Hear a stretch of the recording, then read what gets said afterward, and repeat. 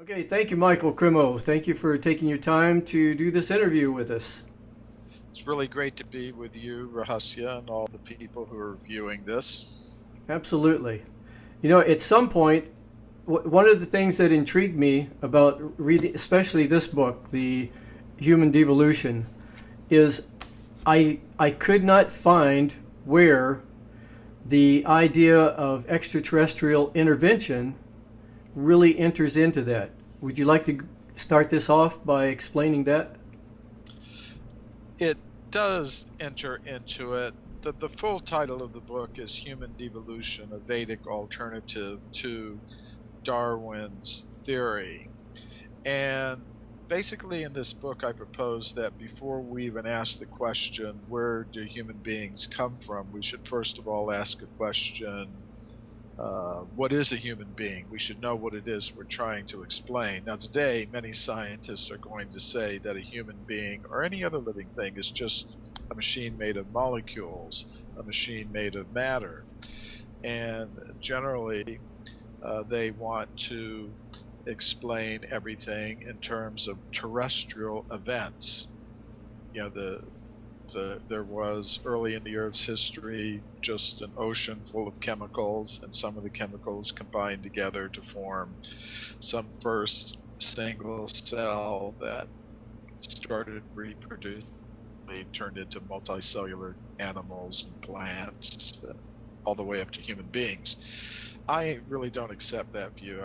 First of all, I think that a human being or any other living thing is a combination of matter, mind, and consciousness. And when I speak of mind and consciousness, I don't mean temporary byproducts of bioelectrical activity in the brain. I mean real things with their own independent existence. In other words, matter is something that has its own independent existence. Mind is something that has its own independent existence, and that may include powers that people might call paranormal powers, like extrasensory perception, psychokinesis. And then beyond that, there is consciousness that also has its own independent existence. I mean, most scientists today would say consciousness and mind are just produced when you organize the chemicals in the brain in a sufficiently complex way. Then you get consciousness, but only temporarily. But what I'm proposing is that consciousness has its own independent existence. Mind has its own independent existence. Matter has its own independent existence. And what we really are as conscious beings is beings of pure consciousness. So that means we have an origin beyond the world of matter. We originally exist on a level of the cosmos called, which I would call the level of pure consciousness. So that means matter doesn't produce consciousness, but consciousness can enter into matter and become covered by matter. That's what these bodies are. They're material coverings of consciousness. Now, isn't it true that even science is So, starting to lean in this way? that sense, yes, it is true that some scientists are starting to lean in that direction. Uh, I mean, they're even starting even the to double slit experiment sort of that's been a long time ago, but that indicates that our consciousness does interact, at least on an atomic level, with matter. Yeah, and it's independent from it. Rodney Brooks, who is with the Artificial Life Lab at MIT, wrote an interesting article in Nature a couple of years ago. He said there might be some extra sort of stuff in biological systems outside our current scientific understanding. And I think he's right about that. And he was kind of proposing, well, there may be some vital force, some soul, something like that. I think absolutely right. So some of the scientists on the cutting edges of biology, they're starting to recognize that consciousness is something different than matter. But to get back to the extraterrestrial concept, I would say we're all extraterrestrials in this sense that as conscious beings, we have an origin off this planet. As consciousness, we come from a level of the cosmos that I would call the level of pure consciousness.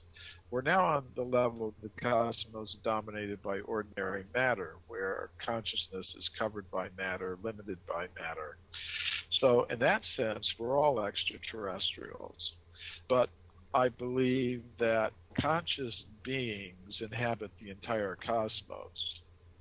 They're found everywhere. We're not alone in the universe. We're part of a whole cosmic hierarchy of beings. And I think there have been contacts between humans on this planet and human-like intelligences from other planets and other dimensions and levels of the cosmos for a long, long time. I talked about these things last year in some appearances on a series that aired on the History Channel called Ancient Aliens. So I think extraterrestrial intervention is part of the explanation for our origins. Now, some people, when they speak of extraterrestrials, they just mean other flesh and blood entities like ourselves who exist in different parts of the universe and have visited our Earth planet. I think that's part of the story, but I think there are beings who are not simply flesh and blood sorts of biological entities. There are beings that have bodies made of more subtle, and different cultures, people have different names for these beings. They'll call angels or jinn or devas or astral beings, but I believe they really do exist.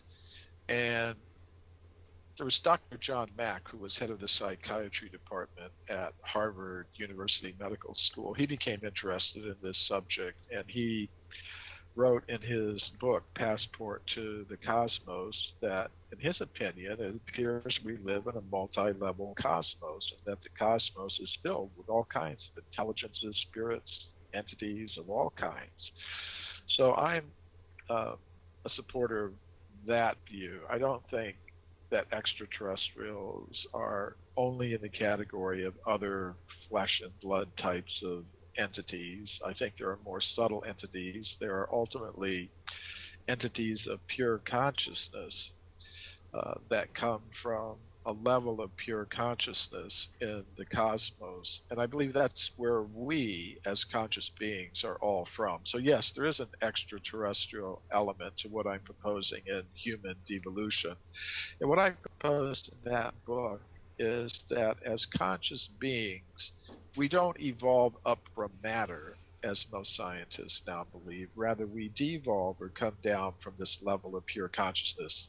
Matter doesn't produce consciousness, but consciousness is associated with matter. It can become covered by matter, but it's a process that can be reversed, and consciousness can be restored to its original pure state, which is beyond the limits of matter, beyond birth, beyond death, beyond all kinds of suffering that we experience in this level of reality.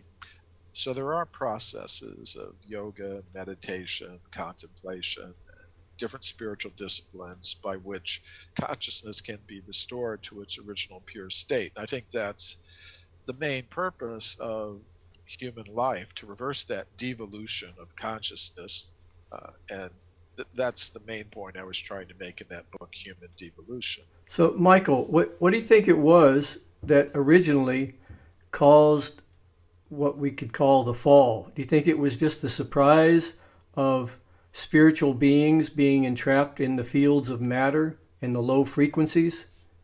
Well, here's how I think it came about. The ruling principle of what I call that level of pure consciousness, which people may attach different names to. People may call it heaven or spiritual world, or in Sanskrit there's the concept of Brahman or Vaikuntha, the different names for it in different cultures, but I would call it the level of pure consciousness.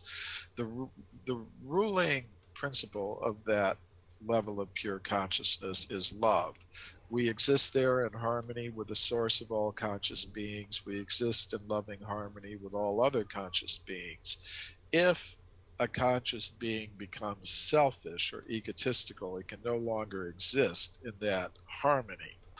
and there has to be some other place for it to act out its selfish fantasies. And when I speak of selfishness, I mean the tendency to dominate, control, and exploit others. And this freedom to become selfish has to exist, because if that freedom to become the opposite of loving were not there, would be no true thing such as love, It because would just be slavery. it would be slavery. You'd just be a robot. So love has to be freely given at every moment, and that means there has to be the choice of not loving, becoming selfish, greedy, exploitative, and that choice has to be there. The ruling principle of that level of pure consciousness is love. There we exist in loving harmony with the source of all conscious beings. We exist in loving harmony with all other conscious beings. But if a conscious self becomes egotistical or selfish, it can no longer exist in that harmony. There has to be some other field for its activity, for it to act out its tendency to dominate, control, exploit others, for it to become greedy and violent and things of that sort. So that freedom not to love but to become selfish has to be there. Otherwise, there would never be true love, because love has to be voluntarily, freely given at every moment. Otherwise, it would simply, if we were forced to love others, that wouldn't really be love. We would simply be robots or slaves. So love has to be given freely at every moment, and the choice not to love has to be there. So for those who make the choice to become selfish, greedy, exploitative, there has to be some other field of action for them. They can no longer exist in that harmonious state of what I call pure consciousness. So that's this material world, and here we see there are two types of conscious beings. There's one type that's getting more and more deeply into the selfishness, the conflict, the greediness, and that's the ultimate source of the world's environmental crisis, the financial crisis, the political crises that we experience. But then there's another sort of person who's trying to go back to that level of pure consciousness, understanding, well, we're not just machines made of molecules in competition with each other for survival. We're all related to each other on the platform of pure consciousness. So those who are in that mentality are trying to reverse the process of devolution. They're trying to go back to the original state of pure consciousness, whereas others are simply becoming more and more involved in conflict, exploitation, greed, and that sort of thing. Yeah, in that sense, Charles Darwin sort of threw us off course for quite a while now with survival of the fittest. And I believe that is a fact.